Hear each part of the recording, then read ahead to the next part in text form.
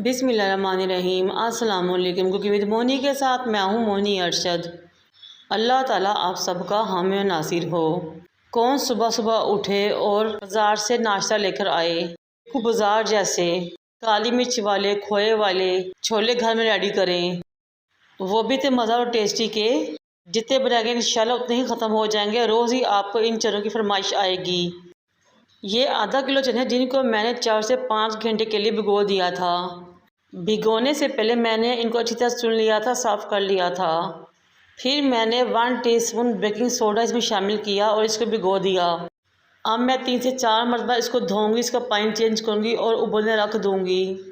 जितनी देर में चने उबलेंगे उतनी देर में हम मज़ेदार सा चनों का मसाला रेडी कर लेते हैं। मैंने एक बर्तन में 1 से 1.5 कप कुकिंग ऑयल लिया, गर्म किया। फिर एक तेज़पात, एक जावित्री का टुकड़ा, 2 दालचीनी, 1 बड़ी इलायची, 2 छोटी इलायची, 1 बादियान का फूल, 15 से 20 दाने काली मिर्च के, 7 से 8 लौंग डाले और क्रैकल कर लिए, उनको फ्राई कर लिया।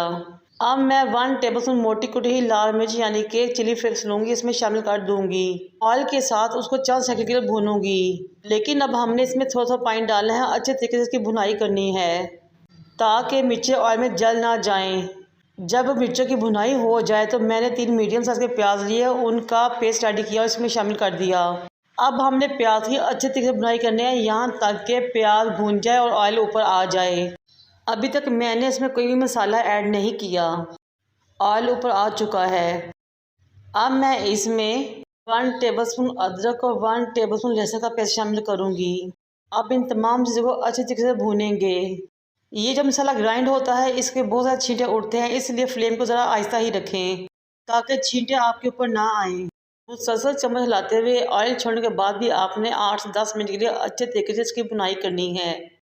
दूसरी तरफ चने उबल चुके हैं। अब मैं उनको पानी से निकालूंगी और इस मसाले में ऐड करूंगी। लेकिन आपने तमाम चने शामिल नहीं करने, बल्कि थोड़े से यानी कि 1 कप चने बचा लेने हैं। और ना ही आपने चनों का पानी वेस्ट करना है, आगे चल के वही इस्तेमाल करेंगे हम इसमें ग्रेवी के तौर पे।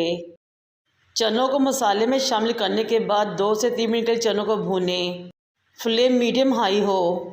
साथ ही मैं इसमें 1.5 टेबलस्पून नमक शामिल करूंगी। मैंने चने उबालते हुए कोई भी नमक शामिल नहीं किया था, इसलिए मैं तमाम नमक अभी शामिल करूंगी। 1 टेबलस्पून धनिया पाउडर, 1 टेबलस्पून ज़ीरा, 1 टीस्पून सौंफ और 1 टीस्पून चाइनीज़ सॉल्ट शामिल करेंगे। बाज़ार में जो चने मिलते हैं, बाज़ार वाले उनके टेस्ट और जायके को बढ़ाने के लिए इसमें चाइनीज़ सॉल्ट का इस्तेमाल ज़रूर करते हैं, जिससे चने बहुत ही मज़ेदार, टेस्टी और जायकेदार बनते हैं। अब मैं 3 टेबलस्पून दही के और 3 टेबलस्पून घर की बिलाई के लूँगी। दोनों को अच्छे तरीके से बीट करेंगे और इसमें शामिल कर देंगे। आप दही और बिलाई को ज़रूर शामिल करें, इससे चने बहुत ही जायकेदार, टेस्टी, क्रीमी बनते हैं। 1 टेबलस्पून में इसमें कसूरी मेथी शामिल करूँगी। अगेन अच्छे तरीके से मिक्स करूँगी और भूनूँगी। इस स्टेज पे चनों को 8 से 10 मिनट के लिए मसाले और ऑयल के साथ अच्छे तरीके से भूनें। ये देखें माशाल्लाह से बहुत क्रीमी टेक्सचर वाले मज़ेदार काली मिर्च वाले खोए वाले चने रेडी हो रहे हैं। अब वो 1 कप चने जो कि मैंने बचाए थे, इनको ग्राइंडर में डालूंगी। थोड़ा सा चनों का उबला हुआ पानी इसमें डालूंगी और अच्छे तरीके से ग्राइंड करूँगी, पेस्ट रेडी करूँगी, इसमें शामिल कर दूँगी। साथ ही मैं चनों का पानी भी इसमें शामिल कर दूँगी। अब ये आप पे है कि आपने कितना शोरबा रखना है। अगर आपने शोरबे वाले चने खाने तो आप शोरबा ज़्यादा कर ले, वरना आप खुश बना सकते हैं। 5 से 6 हरी मिर्ची डाल लें और 8 से 10 मिनट के लिए कवर करके छोड़ दें पकने के लिए। ये देखिए 10 मिनट बाद हमारे चने बहुत ज़बरदस्त से रेडी हो चुके थे और पानी काफ़ी हद तक खुश हो चुका था।